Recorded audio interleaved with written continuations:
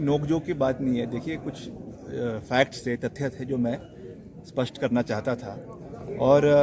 पहले तो हम जो है वो राज्यपाल के अभिभाषण पे मैंने अपनी बात रखी थी, जिसमें मंत्री जी ने,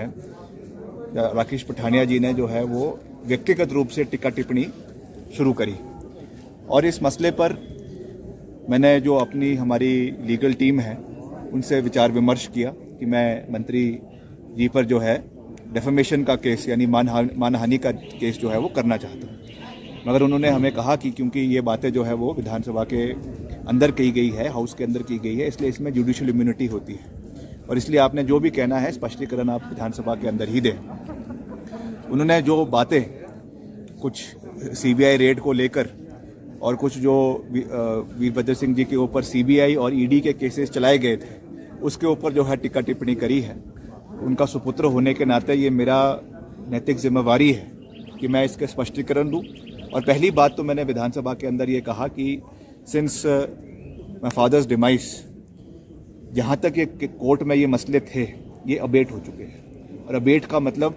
इज अकिन टू अक्विटल, क्योंकि वो केस अब आगे चल नहीं सकते, इसलिए वो सारे के सारे केस जो चाहे सीबीआई का था चाहे ईडी का था वो अब बंद हो चुके हैं।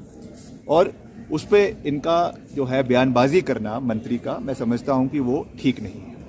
और दूसरी बात, किस द्वेष से वो की गई थी, आप सबको याद है कि जब मेरी बहन का शादी चल रही थी उस समय सीबीआई की रेड हमारे घर पे करवाई गई और क्या उसमें मिला क्या नहीं मिला और किस तरीके से जो है उसका राजनीतिकरण करने का कोशिश की गई, वो सब समय के गर्भ में छिपा हुआ है। मैं उन चीज़ों में फिर से जाना नहीं चाहता हूँ, मगर क्योंकि मंत्री जी ने इस चीज़ को विधानसभा के अंदर उठाया इसलिए मुझे उसको क्लैरिफाई करना ज़रूरी था। और हमारे राजनीतिक अस्तित्व की बात कर रहे हैं, उनको ये याद रखना चाहिए कि आज अभी के हाल ही के चुनावों को मद्देनज़र रखते हुए हिमाचल प्रदेश के 1/3 हिस्से को, 1/3 हिमाचल प्रदेश जिसमें करीबन 19 विधानसभा क्षेत्र आते हैं, उसको डायरेक्टली मेरी फैमिली आज हिमाचल प्रदेश को रिप्रेजेंट कर रही है, जिसमें 17 हल्के विधानसभा मंडी के हैं, मेरा निर्वाचन क्षेत्र है और हमारा साथ लगता रोडू का इलाका जो हमारे घर से जुड़ा हुआ इलाका है, करीबन डायरेक्टली अगर हम बोले हम 1/3 हिमाचल प्रदेश को रिप्रेजेंट करते हैं। तो राजनीतिक अस्तित्व का पाठ मुझे मंत्री जी से पढ़ने की आवश्यकता नहीं है, वो अपनी खाल्टी में रहे, अपने स्किन में रहे, मुझे उनसे कोई सर्टिफिकेट लेने की आवश्यकता नहीं है। We are responsible to the people of Himachal Pradesh. कोई जवाबदेही होगी वो प्रदेश की जनता से होगी। प्रदेश की जनता ने हमको जो मान सम्मान दिया है उसका हम कर्जदार हैं और हम हमेशा हिमाचल प्रदेश के लोगों की आवाज़ को निष्पक्षता से उठाते रहेंगे। इसलिए मंत्री जी को अपने विभाग से संबंधित बातों पे